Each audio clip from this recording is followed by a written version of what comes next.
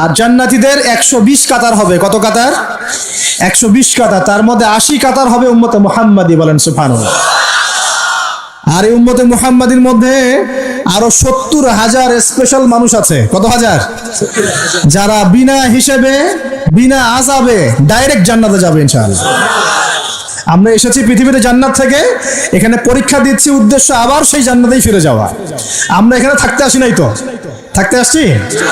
আমরা এখানে আসছি জান্নাত থেকে, ফিরে যাব কোথায়? ইনশাআল্লাহ জান্নাতে, ইনশাআল্লাহ জান্নাতে। 70,000। তবে অন্য একটা হাদিসে আসছে যে প্রত্যেক হাজারের সাথে আরো 70,000। তবে শর্ত কঠিন। কিরকম শর্ত? সাহাবীরা বসে ডিসকাস করছেন কে হতে পারে তারা। কেউ বলছেন তারা হয়তো প্রথম দিকের মুসলিমরা হবেন, কেউ বলছেন তারা হয়তো মুজাহিদরা হবেন, কেউ বলছেন তারা বদর যুদ্ধের সাহাবীরা হবে ইত্যাদি। তখন নবী সাল্লাল্লাহু আলাইহি ওয়াসাল্লাম আবার চলে আসলেন, ব্যাক করলেন। ব্যাক করে বলছেন তোমরা কি এই বিষয়ে কি বিষয়ে কথা বলছিলে? তখন সাহাবীরা বললেন আমরা তো ডিসকাস করছিলাম যে কারা হতে পারে সেই 70,000। নবীজি বললেন শোনো, ওই 70,000 মানুষ, এক নাম্বার, ওই 70,000 মানুষ পাখি উড়িয়ে ভাগ্য গণনা করে না। প্রথম কাজটা কি? মানে তারা ইসলাম এত কঠিন ভাবে পালন করে যে পাখি উড়িয়ে ভাগ্য গণনা বা হাত দেখা, রাশিফল, এরকম শিরকের ধার কাছেও নাই। তারা শিরকের ধার কাছেও নাই। দুই নাম্বার, তারা আগুনের শেকা বা উল্কি দিয়ে, এই ট্যাটু আছে না, ট্যাটু উল্কি আঁকে আগুন দিয়ে, এই ধরনের ট্যাটু উল্কি তারা আগে না শরীরের মধ্যে। এইসব কুলক্ষণে সুলক্ষণে তারা বিশ্বাস করে না। তিন নাম্বার, তারা অবৈধ ঝাড়ফুঁক করে না। অবৈধ ঝাড়ফুঁক করে না। বৈধ ঝাড়ফুঁক করা যাবে। সূরা ফাতিহা পড়ে ঝাড়ফুঁক করা যাবে, সূরা ফালাক নাস ইখলাস পড়ে পড়া যাবে, আয়াতুল কুরসি পড়ে পড়া যাবে, কোরআন হাদিস দিয়ে ঝাড়ফুঁক করা যাবে। কিন্তু অবৈধ কিছু ঝাড়ফুঁক আছে না, তান্ত্রিক কবিরাজদের কাছে মানুষ করে, এগুলো করা যাবে না। আর 4 নাম্বার হচ্ছে তারা সর্বাবস্থায় এক আল্লাহর উপরে তাওয়াক্কুল করে, ভরসা করে, আল্লাহর প্রতি তাওয়াক্কুল করে। এরা হচ্ছে সেই 70,000 মানুষের মধ্যে থাকবে ইনশাআল্লাহ। এক সাহাবী দাঁড়িয়ে বললেন যে ইয়া রাসূলুল্লাহ, আমার জন্য দোয়া করেন, আমি যেন সেই 70,000-এর মধ্যে থাকতে পারি। নবীজি বললেন হ্যাঁ, তুমি 70,000-এর মধ্যে একজন যান। এরপর আরো 2জন সাহাবী দাঁড়িয়ে গেলেন, আমার জন্য দোয়া করেন। নবীজি বললেন না, ওয়াকাশা অগ্রগামী হয়েছে। এভাবে সবার জন্য দোয়া করতে থাকলে দরজা কি হতো? বন্ধ হয়ে যেত। তো এই দরজা খোলা আছে। এই যুগের মানুষও হতে পারে, হতে পারে না? যে ব্যক্তি শিরক করে না, আল্লাহ ভরসা করে, কোন রকম কুলক্ষণে বিশ্বাস করে না, ইসলাম পরিপূর্ণরূপে পালন করে, ইনশাআল্লাহ তাআলা আল্লাহ চাইলে তাদেরকে আল্লাহ পাক 70,000-এর মধ্যে আশ্রয় দিবেন, অংশ দিবেন ইনশাআল্লাহ তাআলা। তো আমরা বলছিলাম যে আমরা কোথা থেকে আসছি ভাই? জান্নাত থেকে। কোথায় যাব? ইনশাআল্লাহ। এর মাঝখানে শয়তানের পথ রয়েছে কিছু, শয়তানের ফিতনা। কি ফিতনা? শয়তান চায়, শয়তান কিন্তু ওয়াদা করে আসছে, চ্যালেঞ্জ করে আসছে আল্লাহর কাছে। কি করছে? চ্যালেঞ্জ। শয়তান কি চ্যালেঞ্জ করছে জানেন? শয়তান চ্যালেঞ্জ করছে যে রব্বি, শয়তান বলছে রব্বি মানে হে আমার রব। শয়তান কিন্তু আস্তিক, শয়তান কিন্তু আস্তিক, শয়তান কিন্তু আল্লাহকে বিশ্বাস করে। সে বলছে রব্বি, হে আমার রব, আনজিরনি, আমাকে অবকাশ দিন, ইলা ইয়াউমি ইউবআসুন, কিয়ামত দিবস পর্যন্ত অবকাশ দিন। আল্লাহ বলছেন ফাইন্নাকা মিনাল মুনজারিন, যাও, তোমাকে অবকাশ দেওয়া হলো। কিয়ামত পর্যন্ত সময় আল্লাহর কাছে এমন বড় কিছু নয়, খুব সামান্য। এবার সে বলছে রব্বি ফাবিমা আগওয়াইতানি, হে আল্লাহ, যে আদমের জন্য আজকে আমাকে জান্নাত থেকে বের করে দেয়া হলো সিজদা না করার কারণে, লা আকুদান্না লাহুম সিরাতাকাল মুস্তাকিম, ওই আদমকে জাহান্নামে নেওয়ার জন্য আমি সরল পথে ওত পেতে বসে থাকবো। বসে থাকে না শয়তান? সুম্মা লাআতিয়ান্না মিন বাইনি আইদিহিম, খুব ভালো করে জায়গাটা বোঝেন প্রিয় ভাইরা।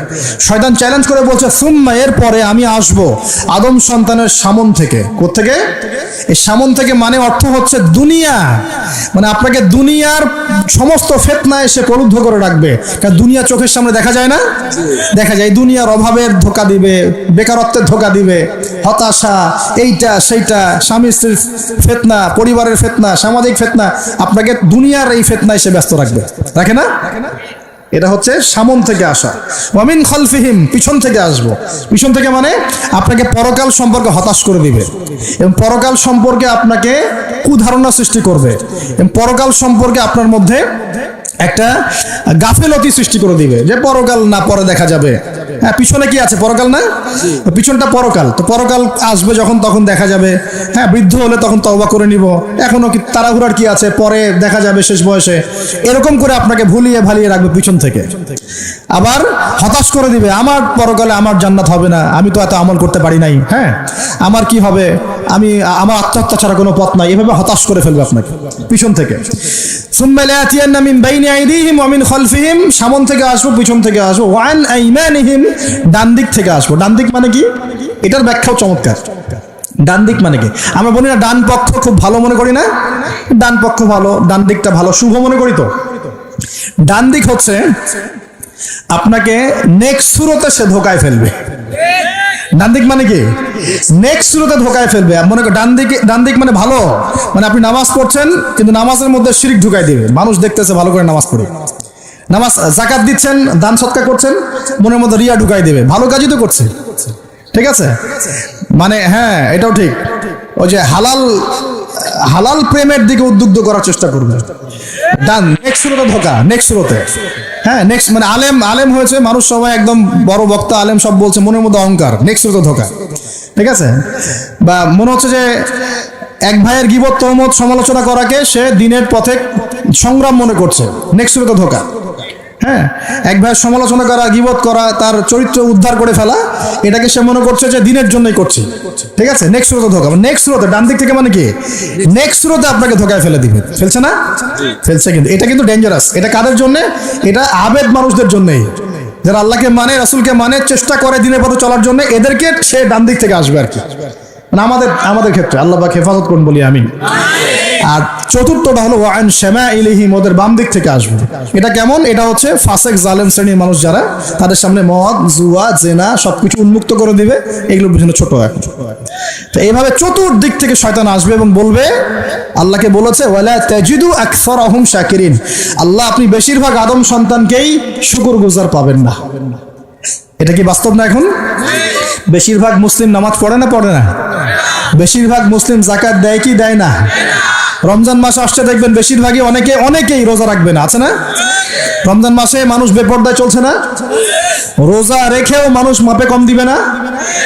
নামাজ পড়েও সুদ খাচ্ছে না? মানে বেশিরভাগ মানুষ কিন্তু সত্যি আল্লাহর পথে নাই। এই পৃথিবীতে বেশিরভাগ মানুষ বলছে আল্লাহর সন্তান আছে, নাউজুবিল্লাহ। খ্রিস্টানরা বলছে না আল্লাহর সন্তান আছে? তো বেশিরভাগ মানুষকে আমি পথভ্রষ্ট করে ছাড়বো, শয়তান কিন্তু বলে গেছে, এবং সেটা কিন্তু বাস্তব হচ্ছেও। আল্লাহ পাক অন্য সূরায় বলেছেন ওয়াকালিলুম মিন ইবাদিয়াশ শাকুর, আমার শুকরগুজার বান্দা খুব কম হবে। কি হবে? কম হবে। হাদিসের মধ্যেও আসছে যে তোমরা ৭৩ দলে ভাগ হয়ে যাবে। কত দল? তার মধ্যে একটা মাত্র দল জান্নাতে যাবে। কয়টা দল? মা আনা আলাইহি ওয়া আসহাবি, আমি যার উপরে আছি, আমার সাহাবীরা যার উপরে আছেন। তো বুঝতে পারছি যে জাহান্নামে বেশিরভাগ মানুষই যাবে, অল্প মানুষই জান্নাতে যাবে।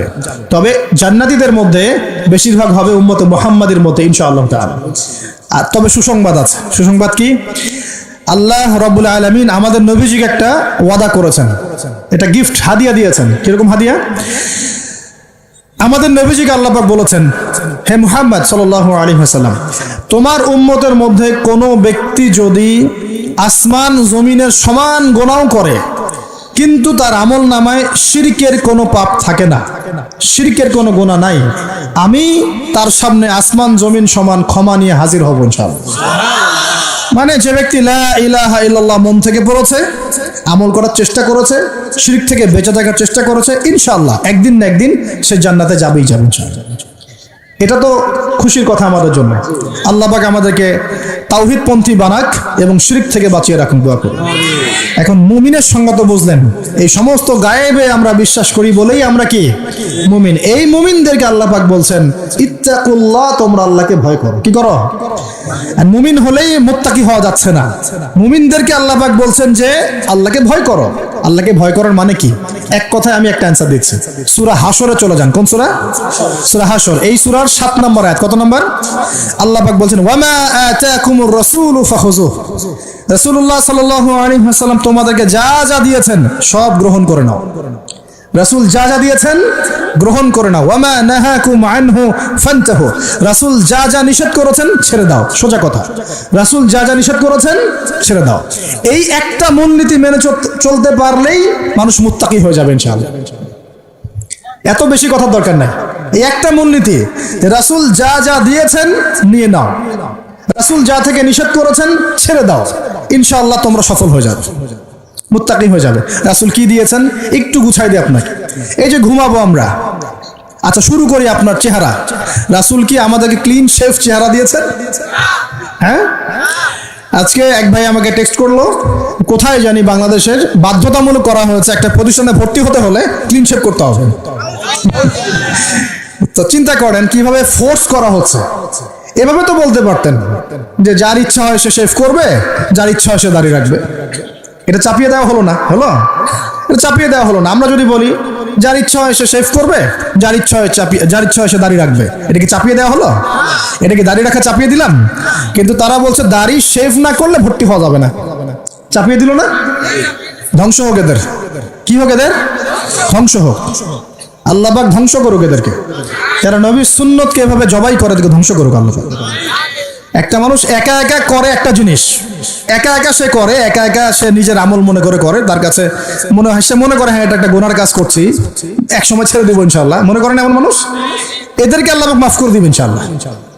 এই মানুষগুলোকে আল্লাহ মাফ করে দিবেন ইনশাআল্লাহ। আমি আল্লাহকে চিনি, আমার কাছে মনে হয় আমি আল্লাহকে চিনি।